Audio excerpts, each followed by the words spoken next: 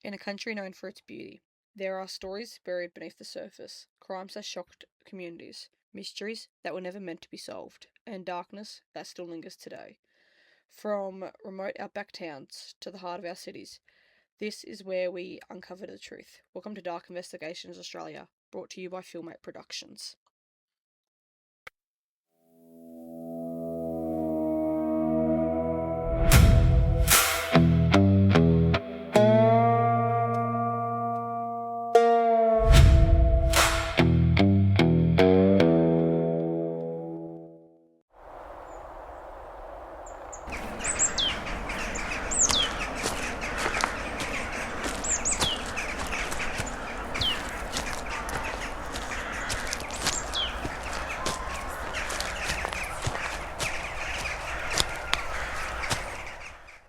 There's a moment when places stop feeling safe, not because it changes, but because you finally understand what happened there.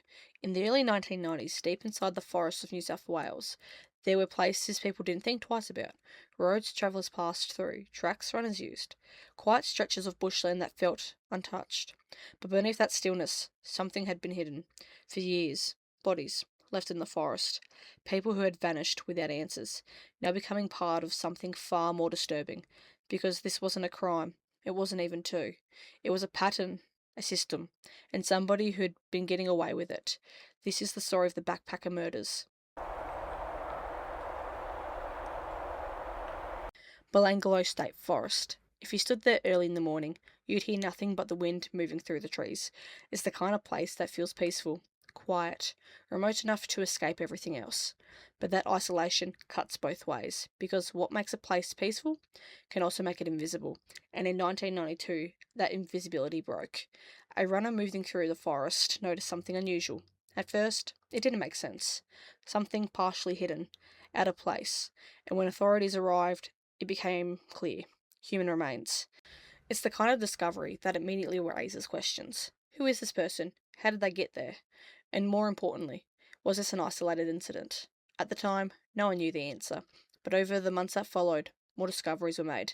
Not far apart, not random, connected. And with each new finding, the situation became harder to ignore, because this wasn't just a body in the bush. It was a pattern emerging, slowly and dangerously. Long before the forest gave up its secrets, people had already started disappearing. Backpackers, travellers moving through Australia chasing freedom. It was a different time. Hitchhiking wasn't unusual. It was a part of the culture, a way to see the country, to meet people, to experience something real. And for most, it worked exactly that way. But for some, the journey stopped. Without warning, without explanation. Families overseas would wait for calls that would never come. Friends would assume plans had changed. Authorities would log missing persons reports, often without enough information to act immediately. Because travellers moved, they changed locations, they lose contact, and sometimes they disappear for a while before showing up again. So at first, nothing seemed connected, just separate cases, different people, different times. But once the bodies were found, everything changed, because now there was a location, a link, and the beginning of something far more structured. To understand what happened, you must understand the person at the centre of it. Ivan Milat. Born in 1944, he grew up in a large family, one of many children. Life wasn't structured, and from an early age, there were signs something wasn't right. Encounters with law enforcement, behaviours that escalated over time, not always extreme, but consistent. A pattern forming long before anyone realised where it could lead. As he got older, that pattern didn't disappear. It evolved. He moved through different jobs, spent time on the road, becoming familiar with distances most people wouldn't think about. And more importantly, he became familiar with isolation. The kind of places where you could drive for hours and not see another person. To most people, those places are just empty space. But to someone like Milat, they were opportunity, because isolation removes witnesses. It removes interruption. It creates control. And control was everything. On the surface, he could appear normal, even approachable. The kind person a traveller might accept a lift from, without thinking twice. But the thing is about danger. It doesn't always look like what you expect. Sometimes it looks like help.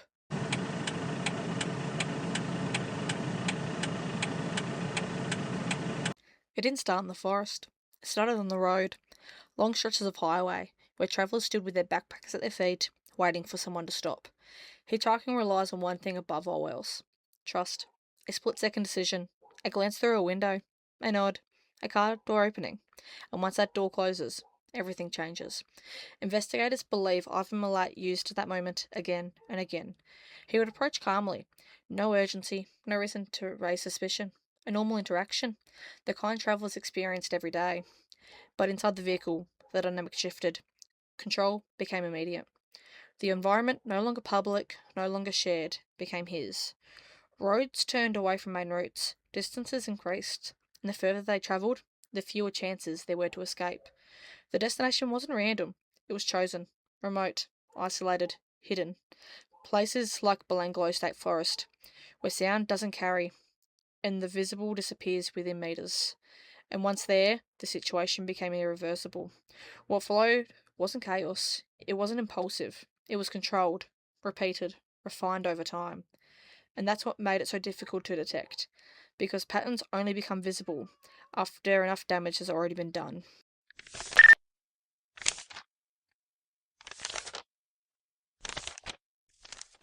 As more remains were discovered, investigators began to step back, not just looking at individual cases, but at the bigger picture. Missing person reports were revisited, timelines are aligned, travel routes compared, and slowly connections began to form. Victims from different countries who had never met, now linked by a single location, a single pattern. Hitchhiking routes along the east coast.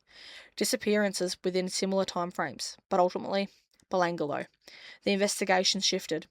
This wasn't about finding answers after the fact anymore. It's about identifying someone who is still out there, still moving, still blending in. Witness accounts became crucial, descriptions of vehicles, reports of drivers offering lifts. Small details that once had seemed insignificant now carry weight, because a case like this, it's rarely one piece of evidence that solves it. It's accumulation, a slow tightening, until the circle becomes too small for coincidence.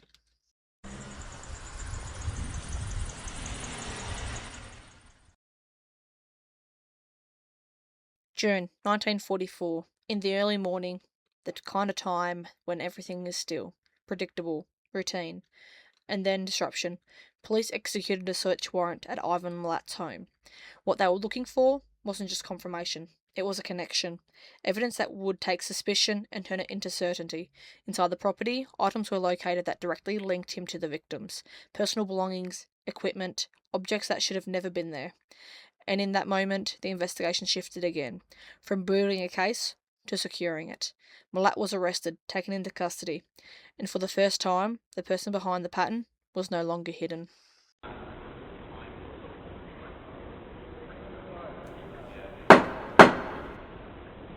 Trials like this don't unfold quickly.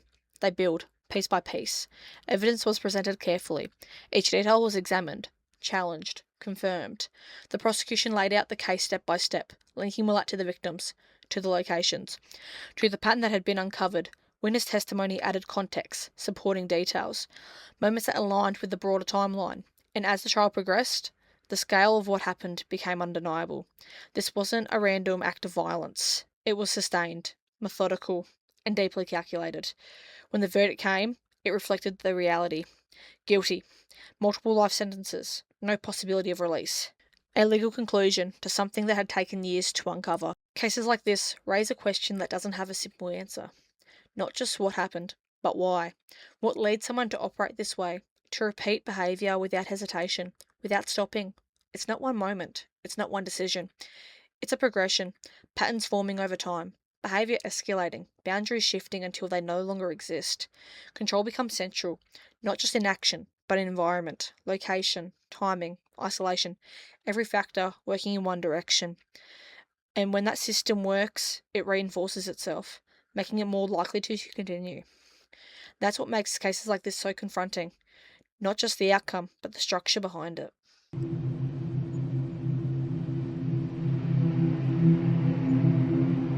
The backpacker murders didn't just affect those directly involved. They changed behaviour across the country. Hitchhiking declined. Travellers became more cautious. Aware increased. And the idea that Australia was completely safe shifted. Not entirely, but enough to matter. Because once something like this becomes known, it doesn't disappear. It stays in the background, influencing decisions, shaping perception, and reminding people that even in familiar places, risk can exist quietly, unseen, until it isn't.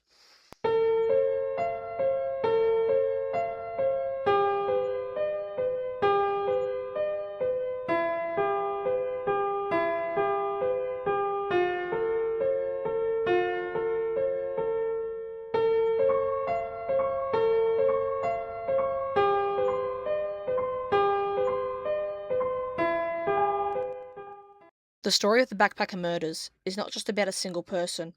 It's about a pattern that went unnoticed until it couldn't be ignored, about lives that were cut short, far from home, and about the impact that still remains today. This has been Dark Investigations Australia, brought to you by Filmmate Productions. If you want more stories like this, follow the podcast, stay with us, because some stories don't stay buried.